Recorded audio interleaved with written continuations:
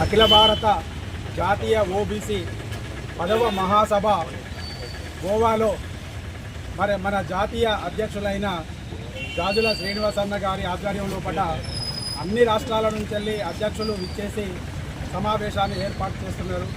మరి ఆ సమావేశ ముఖ్య ఉద్దేశము బీసీలకు గత 70 సంవత్సరాల నుంచి వెళ్ళి స్వతంత్రం వచ్చినప్పటి నుంచి కూడా బీసీలకు అన్యాయం జరుగుతుంది.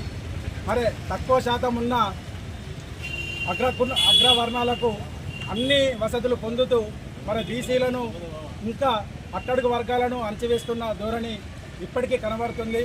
మరి ఇప్పటికైనా బీసీలకు ప్రతిపాదించిన మేమెంతో మాకంత అనే నినాదంతో ఒక ఉద్యమంలాగా సాగుతున్న ఈ తరుణంలో మన తెలంగాణ రాష్ట్ర ప్రభుత్వం మన ముఖ్యమంత్రి వర్యులు యనమల రేవంత్ రెడ్డి గారు ఈ విధంగా సంతోషం వ్యక్తం చేస్తూ మరి జీవో చేయడమే కాదు దీన్ని నిలబెట్టే విధంగా మరి మీ ఎంపీలందరూ బీజేపీ కావచ్చు కాంగ్రెస్ కావచ్చు ఎంపీలందరూ ఒకవేళ ఢిల్లీ లోపల మన తీర్మానాన్ని ఆమోదించకుంటే మీరు పదవులకు రాజీనామా చేసి నిరాహార దీక్షకు దిగాలని మేము బీసీల పక్షాన మేము డిమాండ్ చేస్తున్నాము.